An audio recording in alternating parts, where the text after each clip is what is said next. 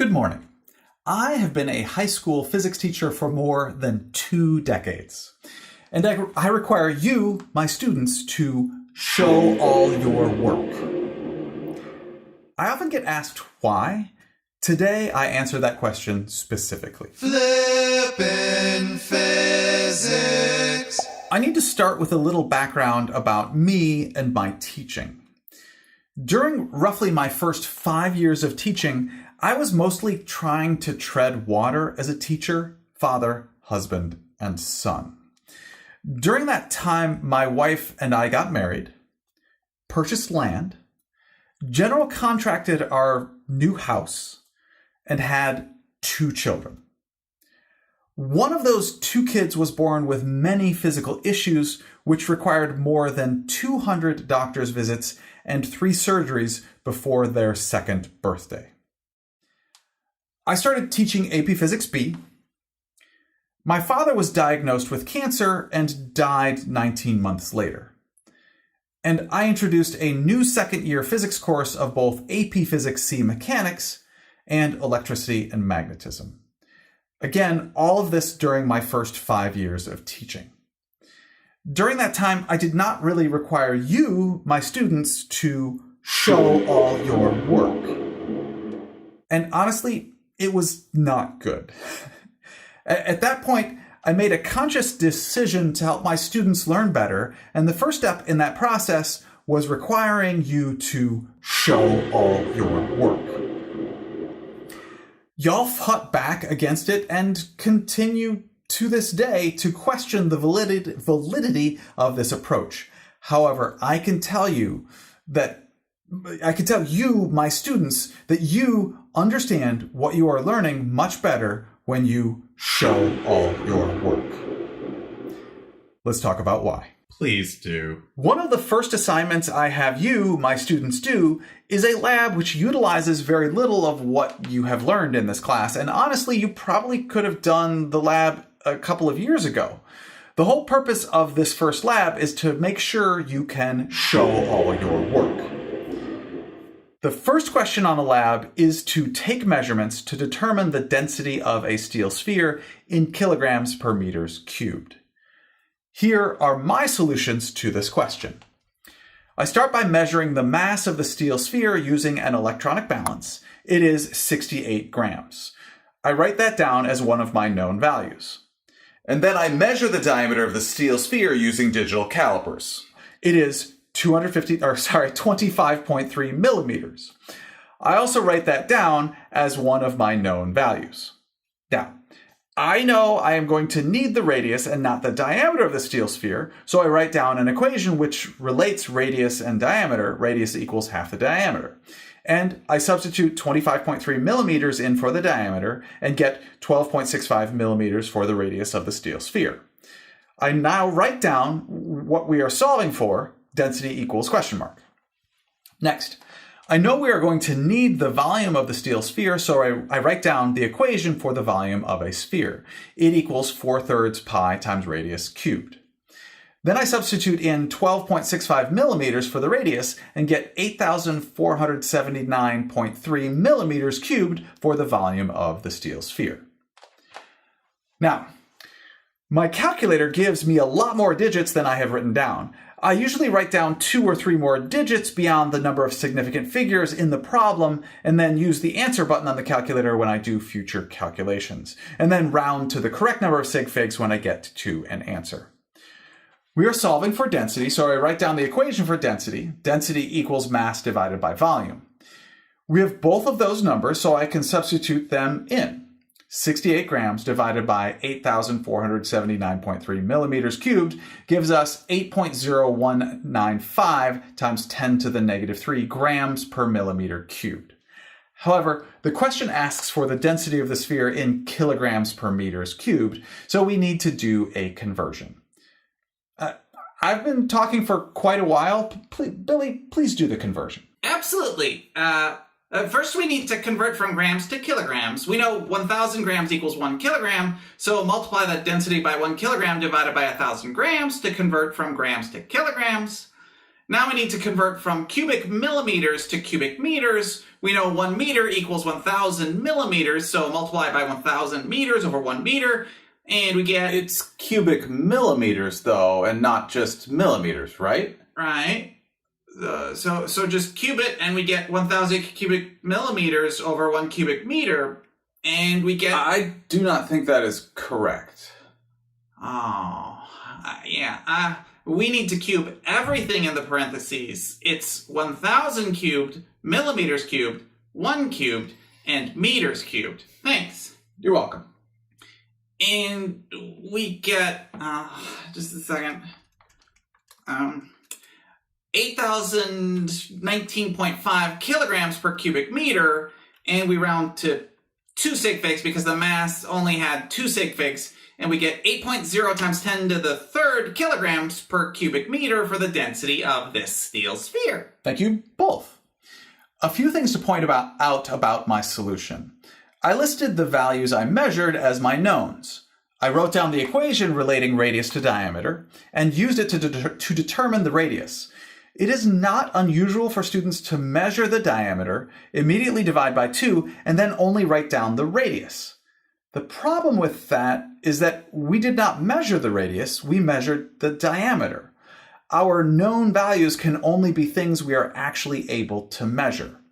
I wrote down what we are solving for, density equals question mark.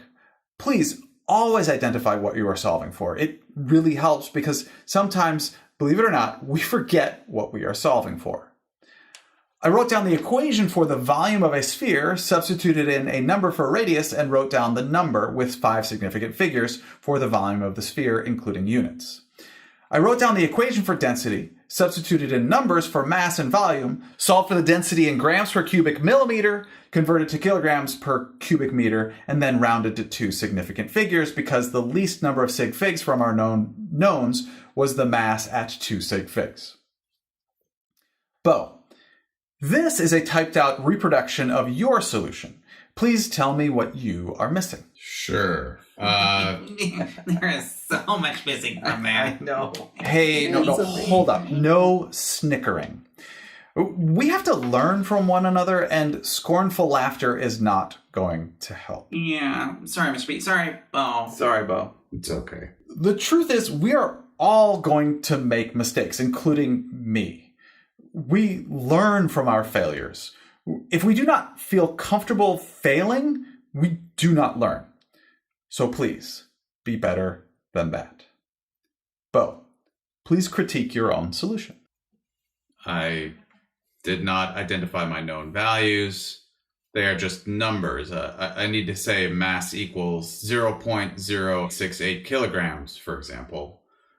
Actually, the electronic balance measured the mass of the sphere in grams, not kilograms. So I need to write down the known mass in grams, not kilograms.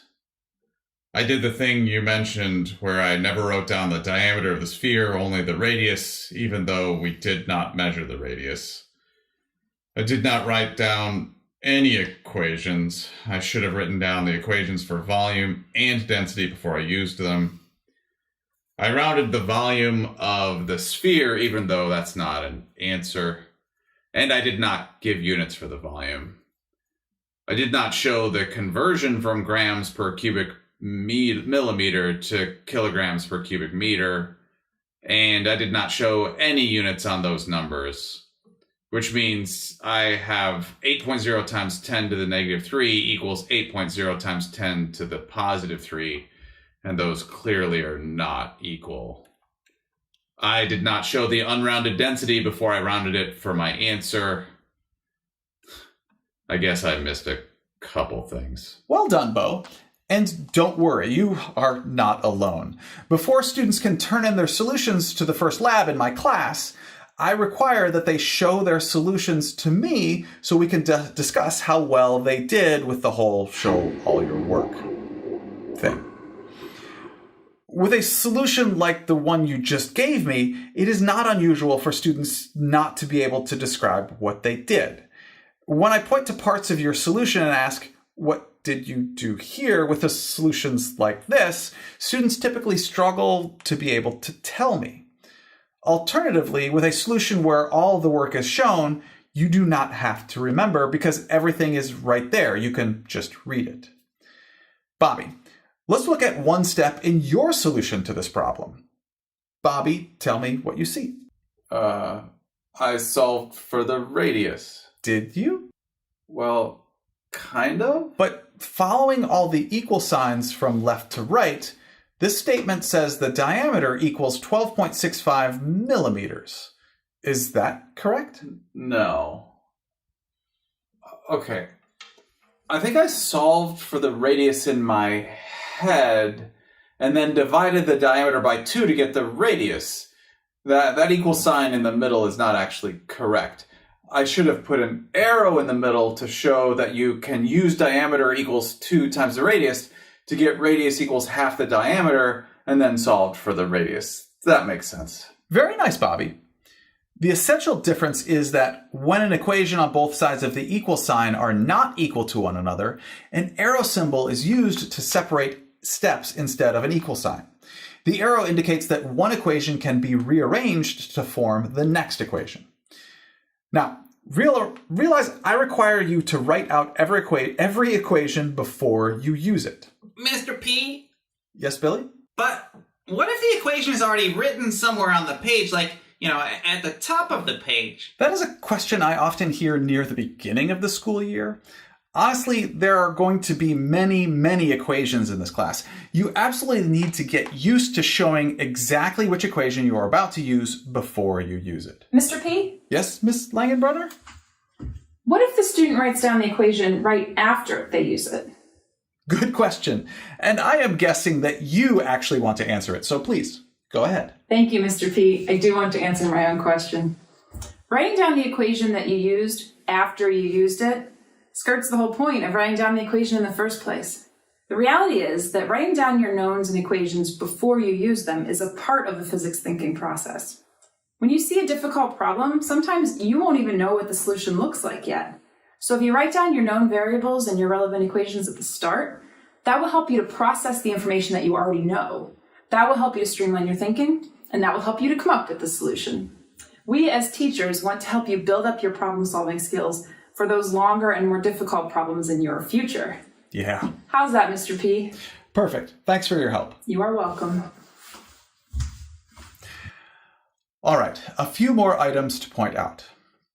You need to substitute numbers into your equations. Even though you may have already written those numbers down on the page, this decreases mistakes and illustrates what you actually did. Every ending number in your solution must have units. Eventually, we will get to some numbers which do not have units. However, I will make that very clear when it does occur. And I do not require units on all numbers in the middle of equations. You can see I did do that in my solution. However, as solutions get longer and longer, it really does get too cumbersome. So what I mean by every ending number must have units is that I am okay with not putting units in the middle of equations. However, at the end of the equation, when you get to a number, you absolutely need to put units on it. Next, you need to show all of your conversions. So many mistakes are made because students incorrectly convert a number. Showing the conversion really does mitigate those simple mistakes. And always write out the unrounded number answer before the rounded one. You are less likely to make mistakes when you do this, and you might need the unrounded number later. And yes, the unrounded density for the steel sphere is needed later in this lab. Okay, Billy, let's look at a line from your solution to this lab. Billy, tell me what you see. Absolutely. Radius equals diameter divided by 2. I plugged in the diameter and solved for the radius, and what did I do there? The radius equals 12.65, but why did I cube it? I think you solved for the radius. Then you realized you were looking for the volume, so you used the equation for volume 4/3 pi times radius cubed without writing it down and without starting a new equation. Yeah, that must be what I did. So that is volume, right? Yeah, because 8,479.3 cubic millimeters is the volume, but that does not equal the radius. So this equation does not actually make any sense, does it? No. Billy, how would you fix it? Well, the radius equals 12.65, so at this point I would add millimeters to that number, and then I would add the equation for volume and plug in numbers to that equation. Yeah, that fixes it. Thank you, Billy. So, to answer the question, why do I require you to show all your work? It is to help you learn more efficiently by making fewer mistakes. That is really the most important piece. As you get further and further into your physics learning, the situations you will be analyzing will become more and more complex, and all of the topics will build on one another. This means your solutions will get longer and longer and longer. If you learn how to show all your work at the start of your physics learning, you and others will be able to follow your work. You will learn more efficiently, and you will be happier physics students. And that is what I want for you the most, to be happy physics students. So please, please, please, show all your work. We are happy physics students, Mr. P. I am. Actually, I am too. I know. I thank you for that. Mr. P! Yes, Mr. Hansen? I would have done your first example solution differently. Okay, you mean where I solved for the density of the steel sphere? Yes! I think you should not have plugged in numbers right away when solving for the volume of a sphere, and instead take the equation for the volume of a sphere and substitute it into the equation for density. Likewise with this equation. That way, you get an equation for density in terms of variables only, the variables we measure. When you hold off on plugging in numbers until the very end, you don't have to worry about rounding errors in the middle of the problem. You can use the equation again multiple trials. You can use it as a check on your work and all sorts of other... Mr. Hansen? Yes, Mr. P? I completely agree with you. What you are describing is what I like to call letting go of your numbers dependency. However, in my experience, it is too soon in the student's physics learning to begin talking about their numbers dependency. Let's hold off on that for now and have you come back to talk about that in a future lesson. What is that? Okay, sure. I can come back later. See you in a bit, Mr. P. Yes, see you in a bit. And that's it for me today. So thank you very much for learning with me today. I enjoy learning with you.